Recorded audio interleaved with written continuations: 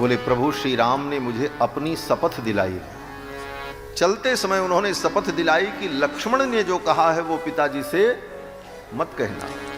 लखन कहे कछु बचन कठोरा, पर जी राम पुनि मोहि निहोरा।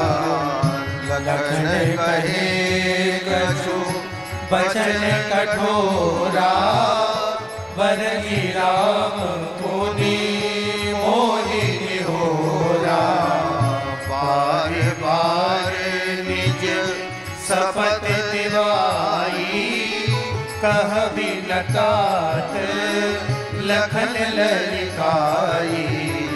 बार बार निज शपथ दिवाई, कह बिनतात लखन ललिकाई। लखन कहे कछु। सुमंत जी ने कहा लक्ष्मण ने कुछ कठोर वचन कहे, प्रभु श्री राम ने मुझे अपनी शपथ दिलाई, बार बार शपथ दिलाई। सुमंत मेरी शपथ है, लक्ष्मण ने जो कहा है वो पिताजी से मत कहना, इसलिए मैं आपको नहीं बता सकता। दशरथ जी महाराज ने अपना हाथ सुमंत के मुख पर रख दिया और कहा सुमंत मैं सुनना भी नहीं चाहता। क्यों? दशरथ जी ने कहा मेरे राम ने शपथ दिलाई है तो मेरे राम के शपथ की लाज रखो और कुछ मत बोलो, तुम मौन हो जाओ। मैंने भी अपने राम की शपथ खा ली थी, उस शपथ की लाज बचाने के लिए आज ये सब कुछ मुझे अनुभव करना पड़ रहा है। इसलिए हे सुमंत, तुमने मेरे राम की शपथ खाई, इस शपथ का निर्वाह करो। मुझे नहीं सुनना है लक्ष्मण ने क्या कहा, और सुनने की जरूरत भी नहीं, क्योंकि मैं जान रहा हूं मेरे लक्ष्मण ने क्या कहा होगा। सुमंत लक्ष्मण ने यही कहा होगा 14 वर्ष बीतने तो अयोध्या चलूंगा, एक एक दिन का हिसाब लूंगा राजा दशरथ से, और 2-2 हाथ राजा दशरथ से मैं कर लूंगा। जितना कष्ट मेरे प्रभु श्री राम को दिया है वन भेजकर, उस सब का बदला मैं चुकाऊंगा, उस पिता से मैं बदला लूंगा, यही कहा होगा लक्ष्मण, मैं जानता हूं। सुमंत जी मौन हो गए। दशरथ जी महाराज ने कहा सुमंत आज मैं निश्चिंत हो गया, अब मैं प्रसन्नता पूर्वक अपने प्राणों का त्याग कर सकूंगा। मुझे विश्वास है कि लक्ष्मण जैसा सेवक मेरे राम के साथ में है, इसलिए मेरे राम को कभी कोई कष्ट होने नहीं देगा। मैं निश्चिंत हो गया, लक्ष्मण जैसा सेवक राम के साथ है, इसलिए मेरे राम को कोई असुविधा नहीं होगी। अब मुझे निश्चिंतता आ गई, अब मैं सुखपूर्वक अपने प्राणों का त्याग कर सकूंगा। ये सब कहते हुए दशरथ जी महाराज विलाप करने लगे। महारानी कौशल्या भी भगवान वो दशरथ जी महाराज को कहती हैं महाराज आपने मुझे कहीं का नहीं छोड़ा। स्त्री की प्रथम गति उसका पति होता है, दूसरी गति उसका पुत्र होता है, तृतीय गति उसके बांधव होते हैं। स्त्री की चौथी कोई गति नहीं होती। गतिरेका पतिर नार्या गतिरात्मजः। पहली गति जो है नारी की पति होता है, दूसरी गति पुत्र होता है, तृतीया ज्ञातयो राजस चतुर्थी नैव विद्यते। स्त्री की चौथी कोई गति नहीं है। और हा हंत आप मेरे पति हैं लेकिन आप मेरे नहीं हुए, आप तो केकई के। और केकई के कहने पर आपने मेरे निर्दोष पुत्र को वन में भेज दिया, मेरे पुत्र को भी मुझसे अलग कर दिया। न आप मेरे हुए न मेरे पुत्र को मेरे पास रहने दिया। और जो मेरे बांधव थे उनको मैं पहले ही छोड़ करके आपके चरणों में आई थी। मेरी तीनों गति समाप्त हो गई, मैं तो कहीं की नहीं। ये सब कहकर महारानी कौशल्या ने बहुत विलाप किया। फिर तो महाराज दशरथ ने कहा कौशल्य तू भी मुझे अपराधी समझती है? महारानी कौशल्या ने कहा महाराज मैं जानती हूं आप धर्मात्मा हैं, आप सत्यनिष्ठ हैं और अपने सत्य और धर्म के लिए आपने जो कुछ किया है ये मैं जान रही हूं। जानामि धर्मम धर्मज्ञ त्वाम जाने सत्यवादिनम। मैं जानती हूं आप सत्यवादी हैं, धर्मज्ञ हैं, धर्म को जानने वाले हैं। लेकिन पुत्र शोकार्तया तत्तो मया किमपि भाषितम। पुत्र के शोक के कारण मैंने आपको कुछ कठोर वचन कहा, तो हे महाराज मुझे क्षमा करना। शोक बड़ा भयानक होता है। शोको नाशयते धैर्यम शोको नाशयते श्रुतम। शोक व्यक्ति के धैर्य को नष्ट कर देता है। शोक व्यक्ति को सुने हुए उसके ज्ञान को नष्ट कर देता है। आप बहुत ज्ञान सुन लो, रोज हम लोग ज्ञान सुनते हैं।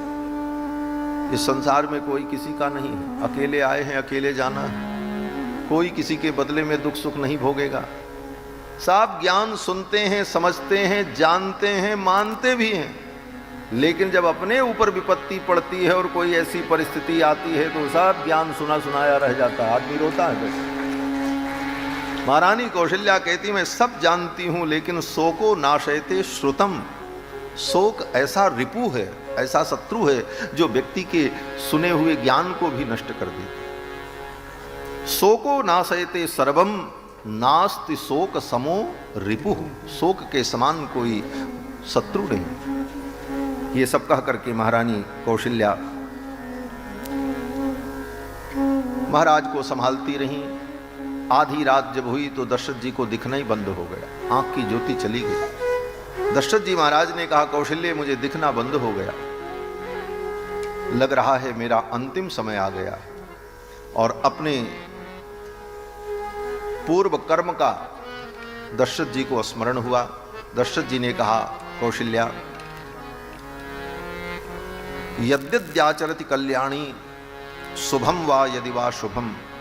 हे कल्याणी यदाचरति कल्याणी शुभम वा यदि वा शुभम। दशरथ जी महाराज कौशल्या को कहते हैं हे कल्याणी। क्या कल्याणी है कौशल्या? दशरथ जी का मरण होने जा रहा है, कौशल्या विधवा हो जाएंगी, लेकिन दशरथ जी कहते हैं कल्याणी। क्यों कल्याणी कह रहे हैं? दशरथ जी कहते हैं तू कल्याणी है, तूने ही राम जैसे पुत्र को जन्म देकर राम का मुझे दर्शन कराया, इसलिए तू कल्याणकारिणी कल्याणी।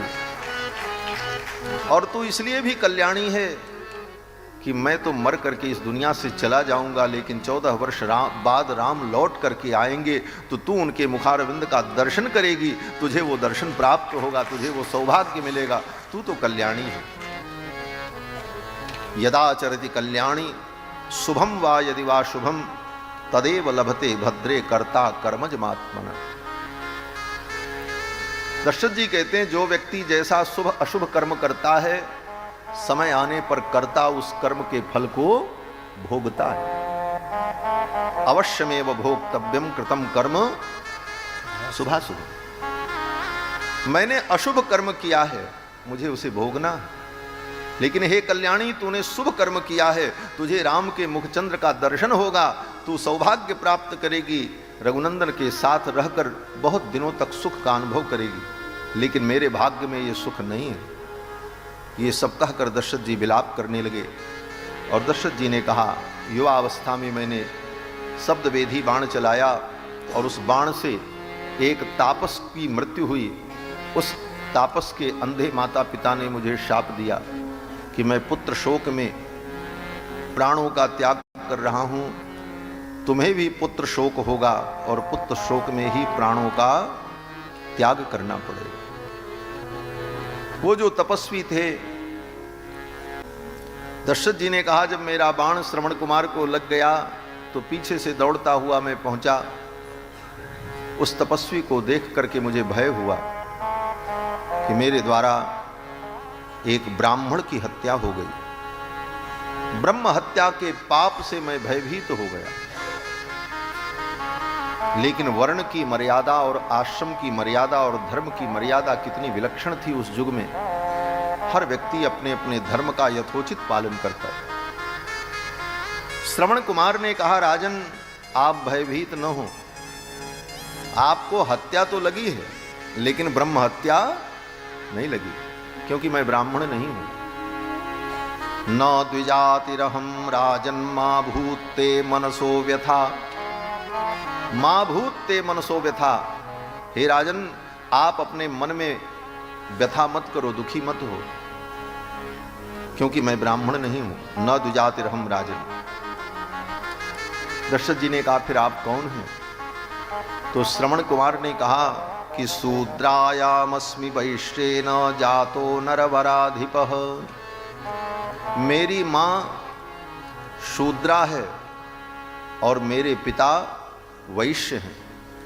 मैं अनुलोम वर्ण संकर हूं, इसलिए मेरे वध से आपको ब्रह्म हत्या तो नहीं लगेगी, लेकिन एक निरीह निर्दोष प्राणी के वध का जो पाप है वो तो आपको लगेगा ही लगेगा। इन सारी घटनाओं का दशरथ जी को स्मरण हुआ और ये कहते कहते दशरथ जी महाराज विलाप करने लगे। तापस अंध साप सुधी आई, कौशल्य ही सब कथा सुनाई। कौशल्या जी को सारा वृत्तांत बताया। भयौ विकल वर्णत इतिहास। और फिर रोते रोते अर्धरात्रि में दशरथ जी महाराज ने अपने प्राणों का त्याग कर दिया। राम राम कही राम कही, राम राम कही राम, तनु परि हरि रघुबर बिरह, राव गयो सुरधाम। राम राम राम राम राम राम 6 बार राम राम राम कहकर दशरथ जी महाराज ने अपने प्राणों का त्याग कर दिया। हा रघुनंदन प्राण प्रीते, तुम बिन जियत बहुत दिन बीत। यही कहकर विलाप करने लगे दशरथ। इस चौपाई को जब मैं कहता हूं तो मुझे एक बात याद आती है। हमारे पूज्य आचार्य चरण कथा में कहा करते थे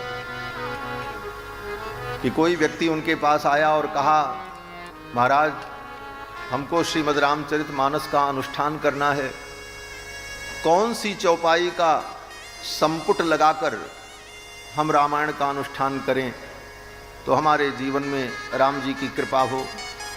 तो पूज्य महाराज श्री कहते थे, अगर हमसे पूछ रहे हो और हमारे मत को जानना चाहते हो तो जाओ और इसी चौपाई को लगा करके रामायण का पाठ करो। हा रघुनंदन प्राण प्रीते, और तुम बिन जियत बहुत दिन।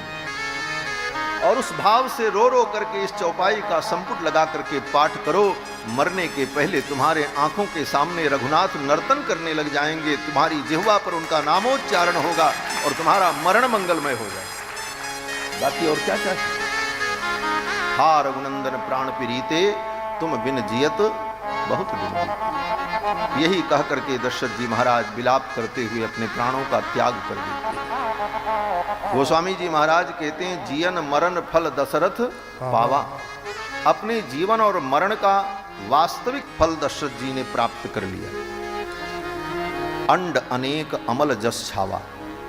अनेक ब्रह्मांड में महाराज दशरथ का निर्मल जस व्याप्त हो गया। जीवन और मरण का फल क्या है?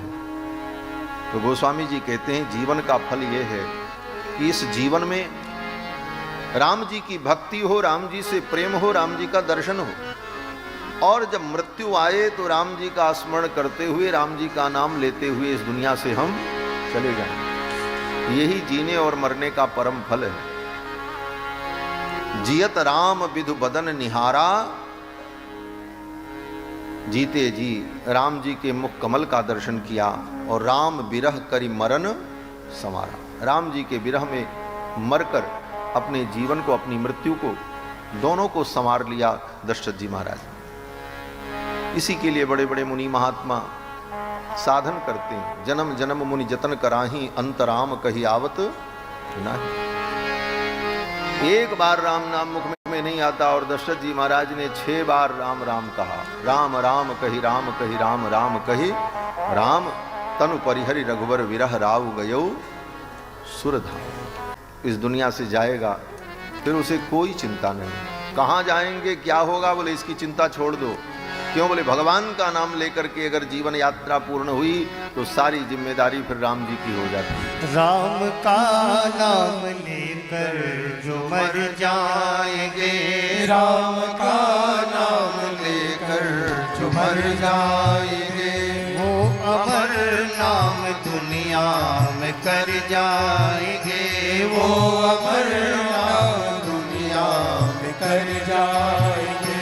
ये न पूछो कि मर कर किधर जाएंगे, ये न पूछो कि मर कर किधर जाएंगे, ये न पूछो कि मर कर किधर जाएंगे, ये न पूछो कि मर कर किधर जाएंगे, वो जिधर भेज देंगे उधर जाएंगे, वो जिधर भेज देंगे उधर जाएंगे। राम का नाम लेकर जो मर जाएंगे, राम का नाम लेकर जो मर जाएंगे, टूट जाए न माला कहीं प्रेम की, टूट जाए न माला कहीं प्रेम की, टूट जाए न माला कहीं प्रेम की, टूट जाए न माला कहीं प्रेम की, कीमती ये रतन सब बिखर जाएंगे, कीमती ये रतन सब बिखर जाएंगे। राम का नाम लेकर जो मर जाएंगे, राम का नाम लेकर जो मर जाएंगे। बात मानो न मानो खुशी आपकी, बात मानो न मानो खुशी आपकी, बात मानो न मानो खुशी आपकी, बात मानो न मानो खुशी आपकी, बात मानो न मानो खुशी आपकी, बात मानो न मानो खुशी आपकी।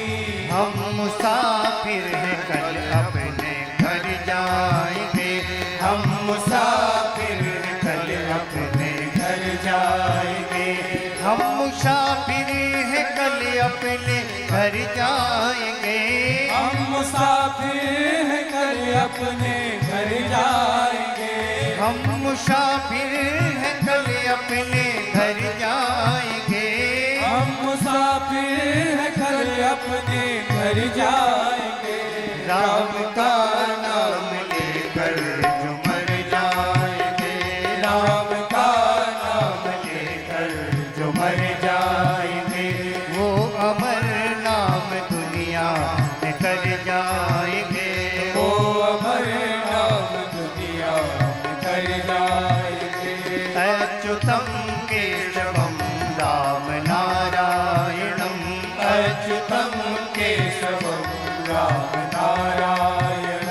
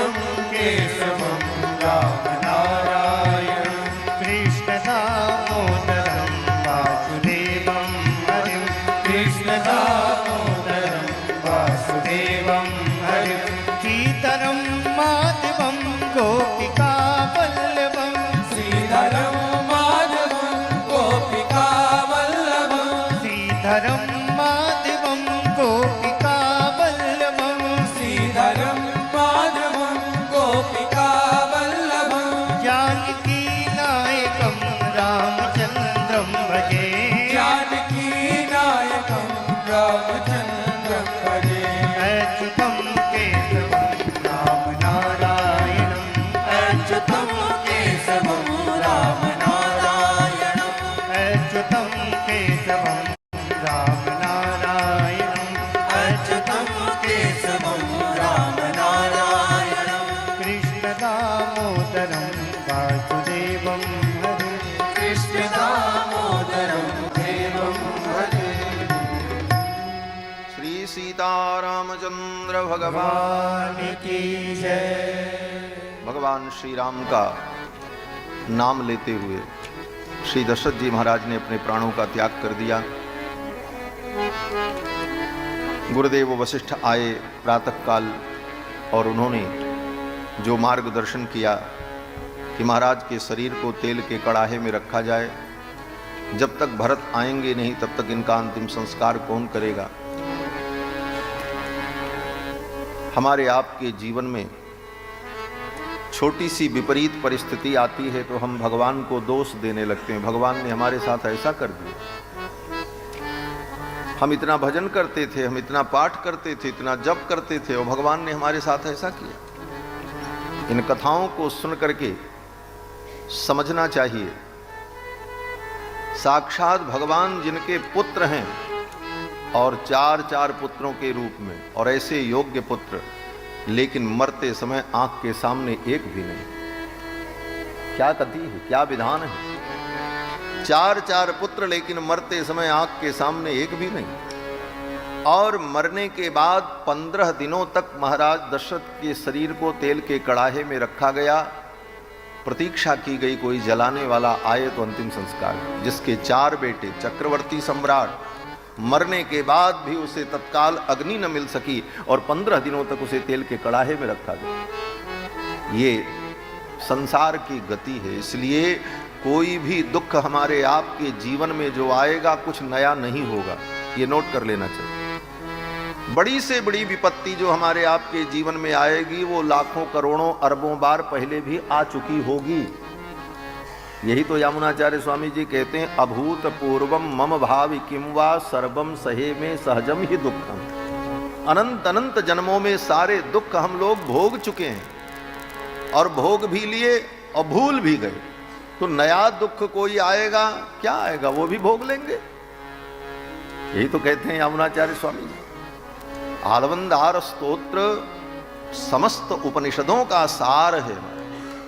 त्रय्यंतार्थम सुदुर्ग्रहम, जो वेदांत के दुर्ग्रह अर्थ को बड़े बड़े वेदांती नहीं समझ सकते, उन सारे अर्थों को सुंदर भगवान की स्तुति के रूप में यामुनाचार्य स्वामी जी ने जो निबद्ध किया है।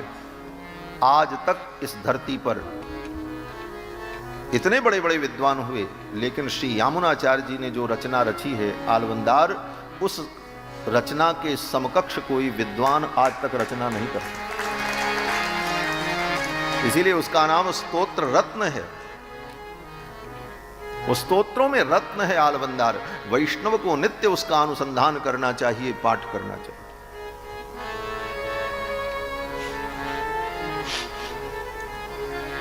महाराज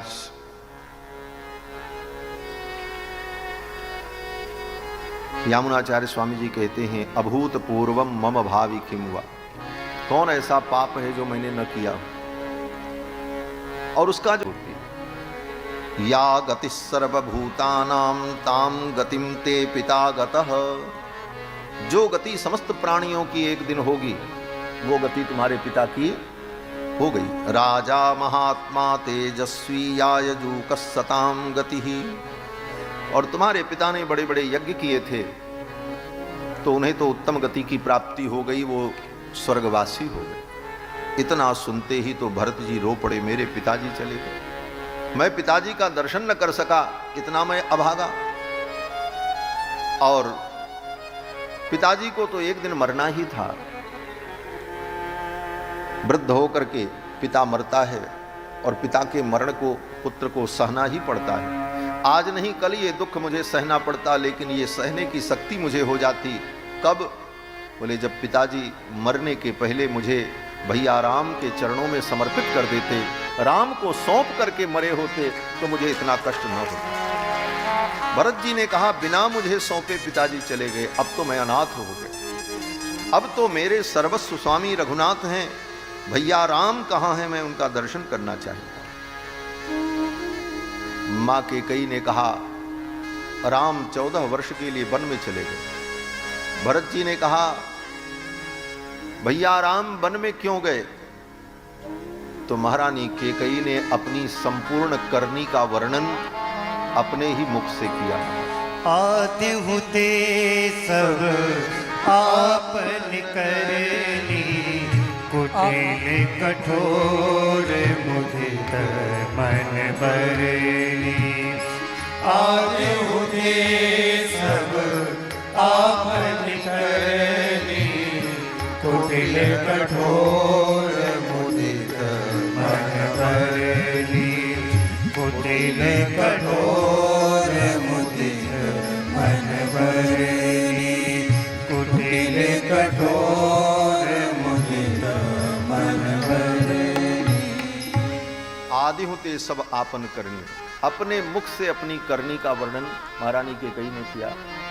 बेटा तुम्हारे लिए मैंने ये राज्य मांग लिया, 14 वर्ष के लिए राम को वन में भेज दी, अब तुम्हारा राज्य निष्कंटक है, इस राज्य का तुम सुख भोगो और राजा बनो।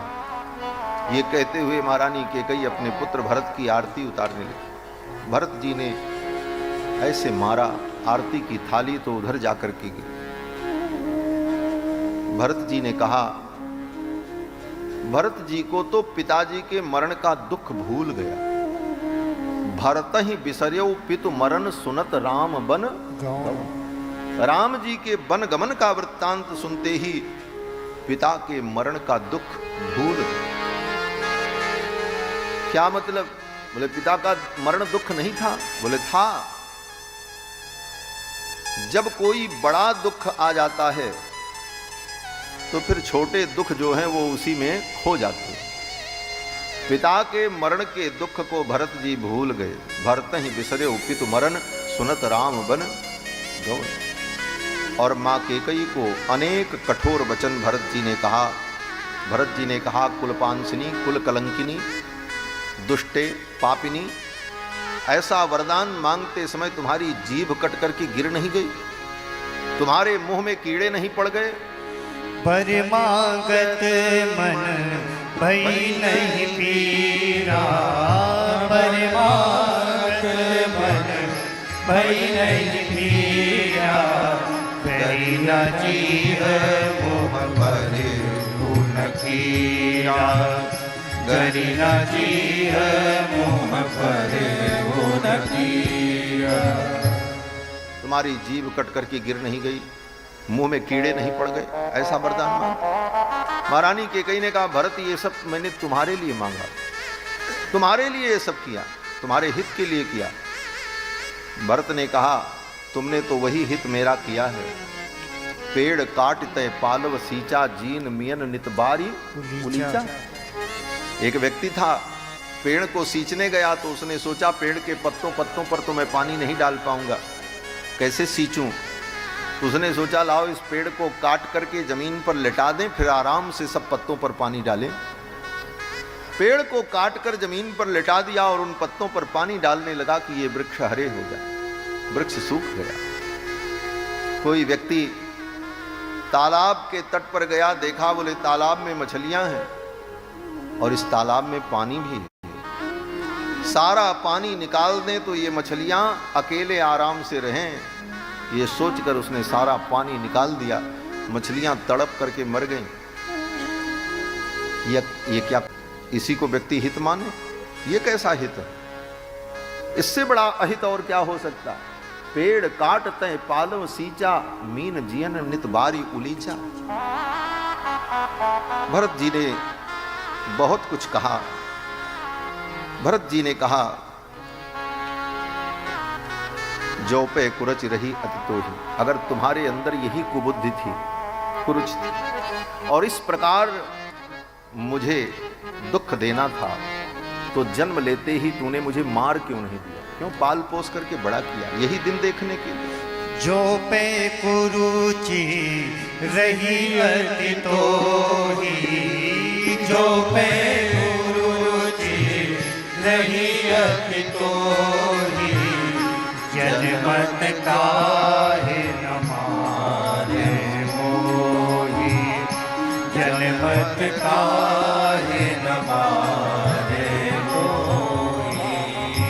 जन्म लेते समय ही मुझे मार देती, गला दबा देती। आज ये दिन, ये दुख मुझे न देखना पड़ता। ये सब कह करके भरत जी बहुत दुखी हुए। भरत जी ने कहा, विधाता भी स्त्री के हृदय को नहीं जान सकता। स्त्री के हृदय में क्या चल रहा है ब्रह्मा भी नहीं जान सकते महाराज। कोई बुरा मत मानना, ये शास्त्र की पंक्तियां हैं। जिस स्त्री के जीवन में कपट और स्वार्थ आ जाएगा, फिर उसके हृदय में क्या चल रहा है ब्रह्मा भी नहीं समझते। विधिहु न नारी हृदय गति जानी, ब्रह्मा भी नारी के हृदय की गति नहीं जानते। विधिहु न नारी हृदय गति जानी, सकल कपट अघ अवगुण खान। त्रिया चरित्रम पुरुषस्य भाग्यम, दैवो न जानाति कुतो मनुष्य। ब्रह्मा नहीं जान सकते, मनुष्य क्या जानेगा। भरत जी ने कहा, तेरा हृदय इतना कठोर हो गया, ऐसा वरदान मांगा और तेरे हृदय में पीड़ा नहीं हुई। भरत जी ने रो करके कहा, अहो धात्रा सृष्टम भवति हृदयम वज्र कठिनम। आज भी इस धरती पर ऐसे कठोर हृदय वाले विद्यमान हैं। हे विधाता, तूने ऐसे कठोर हृदय वाले भी पैदा किए इस धरती पर, ये उपद्रव करने के लिए। भरत जी ने बहुत कुछ कहा है। सब प्रसंग को हम प्रणाम करते हैं। ये तो स्वयं पाठ करके इसका अनुसंधान करे और आनंद का अनुभव करे, रस का अनुभव करे। अंत में भरत जी महाराज रोते हुए मां कौशल्या के पास गए। कौशल्या के गोद में गिर करके भरत जी ने कसम खाई। भरत जी ने कहा, अगर प्रभु श्री राम के वनगमन में मेरी थोड़ी भी रुचि या थोड़ी भी इच्छा हो, या कहीं मैंने कुछ किया हो, तो मुझे वो पाप लग जाए जो पाप मैंने कभी नहीं किया। पावो मैं तिनके गति घोरा, जो जननी यह सम्मत मोरा। कौन सी गति? बोले पिता को मारने की जो गति होती है, गाय की गौशाला जला देने का जो पाप होता, गाय गोठ महिसुरपुर जारे, पावहु मैं तिनके गति घोरा, जो जननी यह सम्मत मोरा। भरत जी ने बहुत कसम खाई। भरत जी ने कहा, अपने सेवक का त्याग करने का जो पाप होता है, वो पाप मुझे लग जाए। संध्या के समय में उभे संधे शयानस्य, सूर्योदय और सूर्यास्त के समय संध्या वंदन करने का काल होता है। उस समय जो व्यक्ति शयन करता है, उसको जो पाप लगता है, वो पाप मुझे लग जाए। भरत जी ने कसम खाई। कितना भयानक पाप लगता होगा। आजकल तो लोग सवेरा देखते ही नहीं। नई पीढ़ी के बच्चों को तो प्रातः काल, उषा काल कब होता है, अरुणोदय काल कब होता है, सूर्योदय काल कब होता है, ये भेद ही नहीं पता है। सूर्यास्त और सूर्योदय के समय जो सोता है, उसे महान पाप लगता है। भरत जी कहते हैं, वो पाप मुझे लग जाए अगर राम जी के वनगमन में मेरी सहमति हो। मित्र द्रोहे च यत् पापम तत् पापम प्रतिपद्यताम। मित्र से द्रोह करने का जो पाप होता है, वो पाप मुझे लग जाए। अंत में मां कौशल्या ने भरत को खींचकर हृदय से लगा लिया। इत्युक्त्वा चांकमानीय, महर्षि वाल्मीकि की जो वाणी है, ऐसा सचित्र वर्णन करते हैं। भरत जी जब शपथ खाने लगे तो मां कौशल्या ने इत्युक्त्वा चांकमानीय अपनी गोद में खींच लिया और हृदय से लगा करके कहा, भरत बस अब चुप हो जाओ। अब मैं नहीं सुन सकती, मैं जानती हूं तुम्हारा हृदय निर्मल है, तुम्हारे मन में कोई कपट नहीं। फिर तो मां कौशल्या ने जब हृदय से लगाकर सिर पर हाथ रखा तो भरत जी को थोड़ी शांति मिली। गुरुदेव आए प्रातः काल और गुरुदेव ने, वशिष्ठ जी ने अपने ज्ञान के द्वारा सबको धैर्य धारण कराया। अलम शोके न भद्रम ते राजपुत्र महायशः। वशिष्ठ जी ने कहा, हे राजपुत्र अब शोक मत करो, जो करना है वो करो। सुनहु भरत भावी प्रबल, बिलख कहो मुनिनाथ, हानि लाभ जीवन मरण जस अपजस विधि। ये तो विधि के हाथ में है,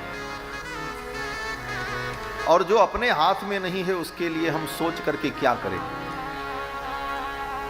रामायण हम रोज पढ़ते, लेकिन रामायण का एक दोहा ये वशिष्ठ जी ने जो कहा, इसी को ठीक ठीक समझ लें तो जीवन में आनंद की लहर दौड़ पड़ेगी, सारा दुख खत्म हो जाएगा। समझना ही तो है। वशिष्ठ जी क्या कह रहे हैं? बिलख कहो मुनिनाथ, हानि लाभ जीवन मरण जस अपजस विधिया। ये अपने हाथ में है ही नहीं है, तो हानि हो गई तो अब उसको लेकर के रोते रहें, अपयश हो गया तो उसको लेकर के रोते रहें, मरण हो गया तो उसके लिए हम दुखी हों, जो हमारे हाथ में ही नहीं है, विधि के हाथ में है। फिर उस विषय में हम रो करके दुखी होकर के भी क्या करेंगे। वशिष्ठ जी ने समझाया और फिर भरत जी के द्वारा महाराज दशरथ का अंतिम संस्कार संपन्न हुआ। दशरथ जी का अंतिम संस्कार जहां किया भरत जी ने, वो स्थान यहां से लगभग 20 किलोमीटर की दूरी पर बिल्वहरी घाट है। अयोध्या में कई हरि हैं, बिल्वहरी, चंद्रहरि, कल चंद्रहरि के पूज्य स्वामी जी महाराज आए थे, विष्णुहरि, चक्रहरि, धर्महरि, पुण्यहरि, ये अयोध्या के पवित्र तीर्थ हैं। उन हरियों में एक हरि हैं बिल्वहरि। यहाँ से 20 किलोमीटर की दूरी पर उनका मंदिर है, स्थान है बिल्वहरि का, जिसका पुराणों में वर्णन है। सरयू जी के तट पर, वहीं पर सरयू के तट पर श्री दशरथ जी महाराज का अंतिम संस्कार भरत जी के द्वारा हुआ। वहाँ आज भी श्री दशरथ जी की समाधि है, तीर्थयात्री जाते हैं दर्शन करने के लिए। और फिर 9 दिनों तक, 13 दिनों तक विधि विधान पूर्वक सारे संस्कार संपन्न हुए। पिता की मृत्यु में दशरथ जी, भरत जी महाराज ने खूब दान पुण्य किया, क्योंकि पुत्र का यही धर्म है। पिता के अंतिम संस्कार में और पिता के श्राद्ध में कभी संकोच नहीं करना चाहिए, वित्त साठ्य नहीं करना चाहिए। और राजाधिराज हैं, कमी क्या थी, खूब उदारता से किया। और जब सब कुछ संपन्न हो गया, अयोध्या की सभा बैठी और ये हुआ कि अब भरत जी का राज्याभिषेक हो, क्योंकि राजा के बिना गद्दी कितने दिन खाली रहेगी। 1 महीना तो महाराज के मरे हो गया था, और उसके बाद ये श्राद्ध इत्यादि करते 13-14 दिन इसी में बीत गए, लगभग 1 महीने हो गए। 2 पखवाड़ा बीत गया, राजगद्दी खाली पड़ी है। तब गुरुदेव वशिष्ठ ने कहा, भरत इस राज्य को तुम स्वीकार करो, ये राज्य पिता ने तुमको दिया है। भरत जी ने मना कर दिया। अभिषेक की जो सामग्री थी, उन सामग्रियों की परिक्रमा करके, उन सामग्रियों को प्रणाम करके भरत जी ने कहा, मेरे हृदय का दुख तो तब दूर होगा जब मैं राम जी के चरणों का दर्शन करूं। देखे बिनु रघुनाथ पद जी की जरनी न जाए। हमारे दिल में जो आग लगी है उसको शांत करने का कोई प्रयत्न नहीं कर रहा है, और सब मुझे राजा बनाना चाहिए। अरे मेरे भी दुख को कोई सुनो। लोगों ने कहा, क्या दुख है तुम्हें? भरत जी ने कहा, ग्रह ग्रहित पुनि बात बसते ही पुनि बीछी मार, और ताहि पियाई बारुणी तो कहो कहाँ उपचार। किसी व्यक्ति को ग्रह सता रहा हो, ग्रह ग्रहित, राहु केतु मंगल शनि सब विपरीत हो गए हों, पुनि बात बस, और ऊपर से बात रोग हो जाए, गांठ गांठ में दर्द हो, ज्वाइंट पेन हो, ग्रह ग्रहित पुनि बात बस, और तेहि पुनि बीछी मार, ऊपर से उसको बिच्छू डंक मार दे, और उसके बाद दवा के जगह पर उसको शराब पिला दी जाए, क्या दशा होगी उसकी। भरत जी कहते हैं, ग्रह ग्रहित पुनि बात बसते ही पुनि बीछी मार, ताहि पियाई बारुणी तो कहो कहा उपचार। इस अयोध्या पर मंथरा रूपी ग्रह लग गई, पिता का मरण ये बात रोग, रघुनंदन का वन गमन ये बिच्छू के डंक के समान दुख देने वाला, और ऊपर से ये राज मदिरा, राजा का पद देकर मुझे राज मदिरा पिला करके क्या चाहते हैं आप लोगों ने कहा, भरत फिर तुम ही बताओ तुम क्या चाहते। भरत जी ने कहा कि मेरी तो यही इच्छा है कि हम सब लोग ये सामग्री लेकर के चित्रकूट चलें और प्रभु श्री राम को मना करके ले आवें और अयोध्या के सिंहासन पर उन्हें विराजमान करें, उनका राज्याभिषेक हो। हम तो ये चाहें। और अगर वो आने को तैयार न हो तो ये सामग्री लेकर के चलना है, वहीं पर उनका राज्याभिषेक कर दिया जाए। संपूर्ण धरती तो इक्ष्वाकु कुल की, राजा कहीं भी रहे अभिषेक हो जाना चाहिए। सत्ता तो मंत्री लोग सैनिक लोग चलाते ही रहेंगे। इस प्रकार जब भरत जी ने कहा, अब तो अयोध्यावासी बड़े प्रसन्न हुए। सब ने कहा, ये भरत जी जो कह रहे हैं यही ठीक। अब तो सबके मन में उत्साह हुआ और संपूर्ण अभिषेक की सामग्री ले। माता पिता को पता चलता है कि ये ब्लाइंड है, इनको घर से बाहर कर देते हैं, रोड पर छोड़ देते हैं, इनकी जिंदगी लेकर हाथी घोड़े रथ लेकर श्री भरत जी महाराज के नेतृत्व में सब लोग चित्रकूट के लिए चले। तीनों माताएं चली पालकी में बैठकर, मां कैकेयी भी चली। कैकेयी जी जब पालकी में बैठ करके चली, कैकेयी च सुमित्रा च कौशल्या च यशस्विनी, पहले कैकेयी का नाम फिर कौशल्या का, और सुमित्रा का तब कौशल्या का। यद्यपि कौशल्या बड़ी मां है, सुमित्रा जो है वो मध्यमा अम्बा है और कैकेयी कनिष्ठा है। लेकिन जब भरत जी के साथ यात्रा में तीनों माताएं जाने लगी तो सबसे पहले नाम लिया किसका? बोले कैकेयी का। कैकेयी च सुमित्रा च कौशल्या च यशस्विनी। कैकेयी आगे आगे चली रथ पालकी में बैठकर। सबसे पहले उनकी पालकी चल पड़ी, तैयार हो गई। ज्यों ही तैयार होकर के महारानी कैकेयी पालकी में बैठी, अयोध्या के लोग आपस में एक दूसरे से कानाफूसी करने लगे। इस अभागिनी के द्वारा ये अनर्थ हुआ, राम को वन में जाना पड़ा। और आज राम जी को हम लेने जा रहे हैं तो इस यात्रा में भी अमंगल करने के लिए ये आगे आगे चले। संसार के लोग तो कितनी बातें करते, बोले जिसके कारण इतना बड़ा अनर्थ हुआ, अमंगल हुआ, इस यात्रा में भी वो अमंगल करने के लिए चल रही। इस प्रकार की बात जब लोग आपस में करने लगे, महारानी कैकेयी को पता चल गया। और महारानी कैकेयी ने बड़े ही गंभीर स्वर में कहा, मैंने अपने राम को बंद दिया है और मैं ही अपने राम को लेने के लिए जाऊंगी, इसमें किसी को आपत्ति नहीं होनी चाहिए। ये तो विधि का विधान था, सरस्वती ने बुद्धि फेर दी थी और उतनी देर के लिए मां कैकेयी के मन में विकार उत्पन्न हो गया। अन्यथा महारानी कैकेयी जितना राम जी से प्रेम करती हैं उतना कोई प्रेम कर नहीं सकता।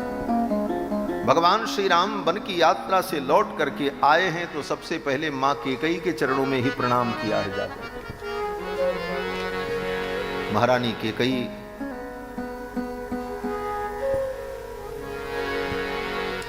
वो तपस्विनी हैं जिन्होंने विष पीकर सारे संसार को श्री राम नामामृत, श्री राम कथामृत और रामचरितामृत का पान कराया।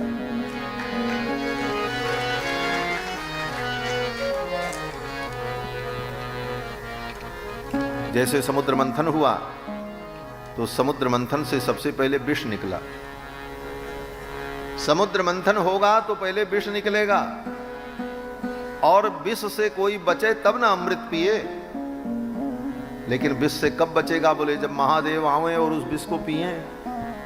ततः करतली कृत्य व्यापी हालाहलम विषम। महादेव ने उस हलाहल विष को पिया, तब लोग बचे रहे, तब अमृत पी सके, नहीं तो उस विष से कोई बचता ही नहीं, तो अमृत पीता कौन?